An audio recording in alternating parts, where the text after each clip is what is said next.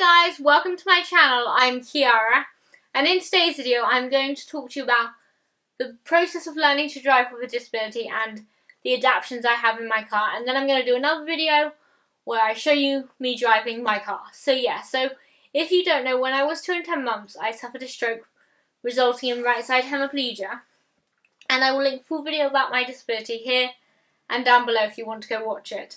And if you like these kind of videos and you want to learn more about my disability and learn more about how I do one-handed tasks, and you might want to see more of me, please consider subscribing. The subscribe button will be below. So now let me tell you the process of learning to drive with a disability and the adaptions I have in my car. Let's go. So first, let me tell you about the driving process, and then I will tell you about my adaptions. So firstly, I learned to drive in the UK, that's where I live, and I started learning to drive when I was 17, and I didn't pass my test until I was 19. So I applied for my driver's license and I got a letter back saying, and I think I might have got my driver's license as well, I'm not too sure.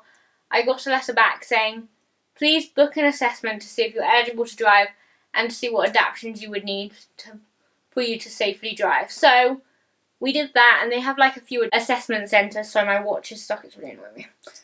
They have a few assessment centres where we live, like in the UK, around the UK. So we went to our nearest one and they assessed me on, they looked at like my mobility and what mobility I had and kind of what movement I had and what adaptions I would need, and they tried loads of different adaptions and then they found the most suitable one for me.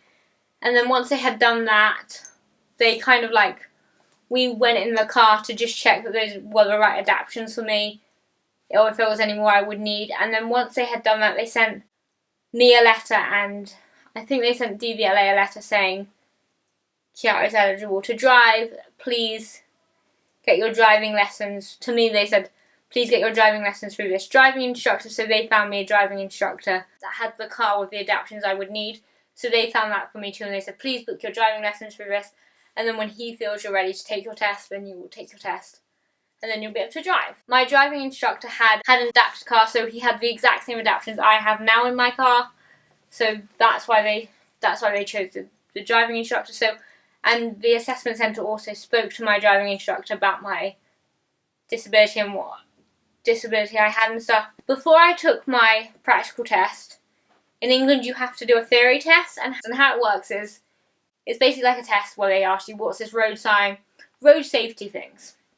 And how I took my theory test was, I was allowed extra time because because I had extra time at school, and I think me and my mum applied for the extra time. And then we also had headphones. So the test is multiple choice. So you have a question and then you have like 4 answers.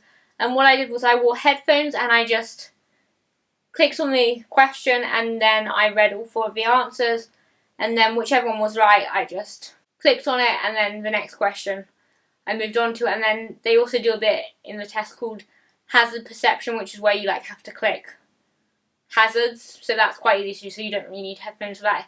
It's literally just the questions and answers. So yeah, that was pretty easy to do, and I could read the question and answers as many times as I wanted. I could click on the answers as many times as I wanted. Yeah, so it read it to me. So that's how I did my theory test. And then once I did my theory test, we had applied for my driving test.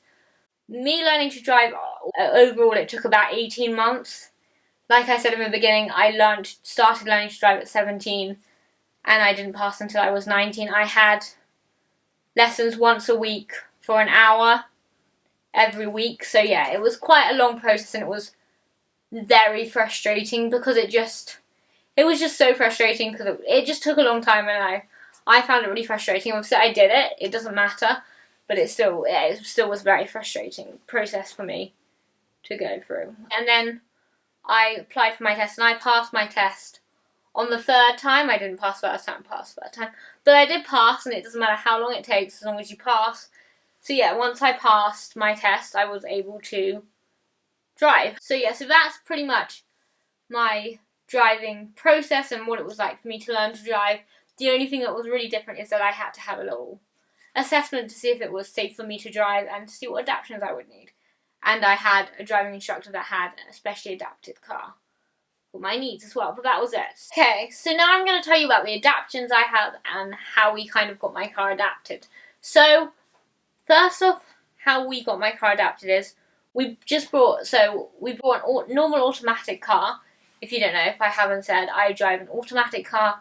That's the car I learned to drive in an automatic, and yeah, I learned to drive in an automatic, and when I took my driving test, the driving instructor guy said to me, can I add as another adaptation to your license that you will only drive an automatic car because you'll never drive a manual car because you can't drive. You can't change gear and turn a wheel. And I was like, yeah, that's fine. So yeah.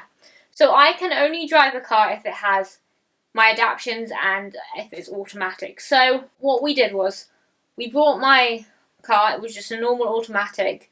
And then there's places in England, I'm sure there's places everywhere, that adapt cars for people who have disabilities. So we rang them up and said, these are the adaptions I will need, and can you adapt? And they were like, yeah, okay. We got a date for when they could adapt it, and we took the car to them, and it took about, I want to say like 2 days, maybe like 3 days for them to do all the adaptions, and then they rang us back and we picked up my car. So that's kind of like how we did that. So the adaptions I have on my car, so there's like 3, like maybe two, like I say it's 2, but I think it's actually probably 3. So the first one is a left foot accelerator. So in automatic cars, I'm sorry if you've driven cars before, but if you've never driven a car before, you have a brake and then you have a right foot accelerator in most automatics. And what they did is they kept the right foot accelerator, but they just added a left one and the ability to push the right one up. So when the left one comes down, the right one goes up into the footwell, so you can't, so it's like not there, and so it's not there, so I can't like press on it. And then if you want to drive my car with a right foot accelerator like my parents do, you would just bring the right one down and the left one would go up out of the way, and you're able to drive it with a right foot accelerator. So that's the only thing they changed in the footwell. They just did that. They left my brake alone. They just didn't touch the brake. The brake's still in the same place. The brake is still in the same place. It's just they just added a left foot accelerator. That is it. The other adaptation I have, and this one I took out my car because I can take it out my car. So this is the other adaptation I have, and it's kind of 2. So what this is this is called a steering ball, and how this works is on my steering wheel, if you imagine a steering wheel, there's a mount at 10 o'clock, which is here, and I'll insert a picture of it so you guys can see. And what I do is I push this little silver button in and this bit comes out. And what I do is I push it in to the mount and it's just secured in my car, and then I'm able to turn the car.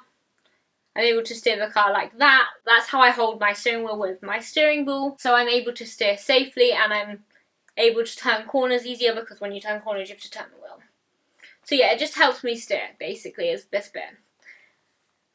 And then this bit next to it here is called a secondary system, or this is either called a secondary system or an infrared system, depending on who you talk to and depending on what they call it.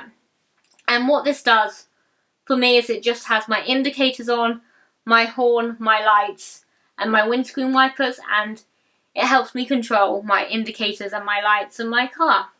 Because if I'm holding my steering wheel here, I'm not able to go and turn the indicator, which is like here, or I think it's here actually on my car. I don't know, if it's somewhere, I don't actually know where it is because I've never had to use it, and I'm not allowed to use it. Well, legally I'm not allowed to drive without this. I can't drive without my adaptions, so I've never had to use it. So how this works, if I was driving, I would just, this is battery powered, so this doesn't work unless my car is on and it's in range of my car, so it has to be in range of my car. I don't know how far away it has to be, but obviously if I'm driving my car, it's in my car. And how this works is you just press this button here and it turns on, and then once it's on, it has indicators left and right, horn. These are my full beam lights just in case it gets really dark, and I'm able to turn them off, and then they're on and off here. And then this is my front windscreen wiper wash, and this is my back windscreen wiper wash. And these are to control my windscreen wipers just in case it like starts raining and it gets really heavy, or if it slows down and it's not so heavy, which is great because I live in England and it rains a lot. So yeah, so that's all that's for. And this button here is, so let's say I wanted to turn left and then I didn't need to turn right, I could just turn, this button is just to turn off my indicators, and if I wanted to turn left and then turn right, I could do that without pressing this button, so that's great too. And also this button as well here is, if I hold it down and it's nighttime, it glows, so you're able to see the buttons at nighttime, because this, if it's dark, I can't see them, so yeah, it glows as well.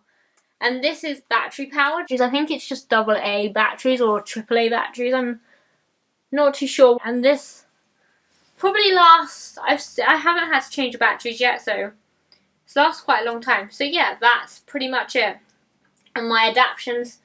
And that's just how they work. It's just, again, to make it safer for me to drive, so I don't have to take my hand off the steering wheel to like indicate or turn my windscreen wipers on. So yeah, it's pretty easy to do. And yeah, those are the adaptions. You can get other steering balls, but this one was the one I liked. And you can also add more buttons to this. You can get bigger ones where they add more buttons as well. I'll link the website below if you want to look at it. But these were the buttons that I wanted, and this is the one my driving instructor had, and they recommended I had at the assessment centre, so we went with this one. But yeah, you can add more things, but obviously with newer cars, you can have like automatic lights and automatic windscreen wipers, so it depends on what you want on your car. So yeah, those are the adaptions I have on my car. I just have a left foot accelerator and a steering ball and an infrared system, and you can take all that off and you're able to drive the car just without the adaptions, just like a normal automatic car. So thank you very much for watching my video. If you did enjoy, please like and comment. And if you want to learn more about my disability and learn more about how I do one-handed tasks, and you might want to see more of me, please consider subscribing. The subscribe button will be below. Thank you very much for watching, and I'll see you next time. Bye!